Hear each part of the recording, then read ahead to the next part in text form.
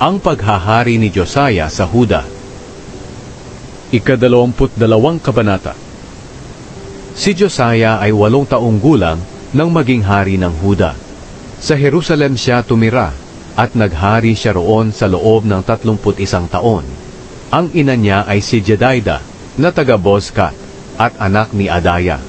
Matuwid ang ginawa niya sa paningin ng Panginoon at sumunod siya sa pamumuhay ng ninuno niyang si David at lubos siyang sumunod sa mga utos ng Diyos. Natagpuan sa templo ang aklat ng kautusan. Nang ika-18 taon ng paghahari ni Josiah, pinapunta niya sa templo ng Panginoon ang kanyang kalihim na si Shaphan, na anak ni Azaliah at apo ni Meshulam, at sinabi, "Pumunta ka sa punong pari na si Hilkiah, at ipaipon mo sa kanya ang perang dinala ng mga tao sa templo ng Panginoon, na kinolekta ng mga paring nagbabantay sa pintuan ng templo. Sabihin mo na ibigay niya ito sa mga taong pinagkakatiwalaang mamahala sa pagpapaayos ng templo, para ibayad sa mga manggagawa sa templo ng Panginoon, ang mga karpintero at mga kantero. Ang ibang pera ay ibibili nila ng mga kahoy at mga hinating bato na kailangan sa pagpapaayos ng templo. Hindi na sila kailangan panghanapan ng listahan kung paano ginastos ang pera, dahil mapagkakatiwalaan sila." Sinabi ni Hilkiah na punong pari kay Shaphan na kalihim, "Nakita ko ang aklat ng kautusan sa templo ng Panginoon." Ibinigay ni Hilkiah ang aklat kay Shaphan at binasa niya ito.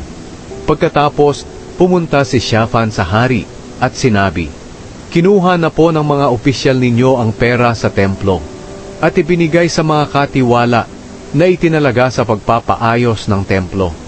Sinabi pa niya sa hari, "May ibinigay na aklat sa akin ang paring si Hilkiah," at binasa niya ito sa harapan ng hari. Nang marinig ng hari ang nakasulat sa aklat ng kautusan, pinunit niya ang kanyang damit bilang pagpapakita ng kalungkutan niya. Inutusan niya sina Hilkiah na pari, Ahikam na anak ni Shaphan, Akbor na anak ni Mikaya, Shaphan na kalihim, at Asaya na personal niyang lingkod. Sinabi niya, "Magtanong kayo sa Panginoon para sa akin at para sa mga mamamayan ng Huda tungkol sa nakasulat sa aklat na ito." Galit na galit ang Panginoon sa atin dahil hindi sumunod ang mga ninuno natin sa nakasulat dito. Hindi natin ginagawa ang mga ipinatutupad ng aklat na ito. Kaya pumunta ang paring si Hilkiah, Ahikam, Akbor, Shaphan at Asaya sa babaeng propeta na si Hulda para makipag-usap. Nakatira si Hulda sa 2 distrito ng Jerusalem. Asawa siya ni Shallum na anak ni Tikva at apo ni Harhas. Si Shallum ang namamahala ng mga damit sa templo. Sinabi ni Hulda sa kanila, "Sabihin ninyo sa taong nagpadala sa inyo sa akin, na ito ang sinasabi ng Panginoon, ang Diyos ng Israel. Lilipulin ko ang lugar na ito at ang mga naninirahan dito, ayon sa nasusulat sa aklat na binasa mo.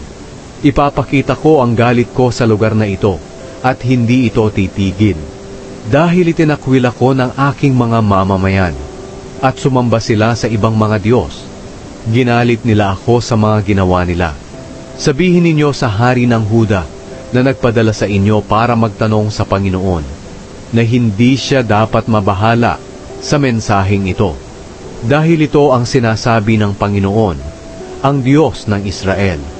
Pinakinggan ko ang panalangin mo dahil nagsisi ka at nagpakumbaba sa harapan ko nang marinig mo ang sinabi ko. Nasusumpain at lilipulin ko ang lugar na ito at ang mga naninirahan dito. Pinunit mo pa ang iyong damit at umiyak sa harapan ko dahil sa pagsisisi.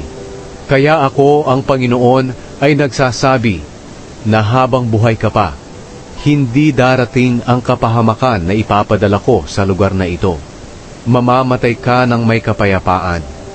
At sinabi nila sa hari ang isinagot ni Hulda.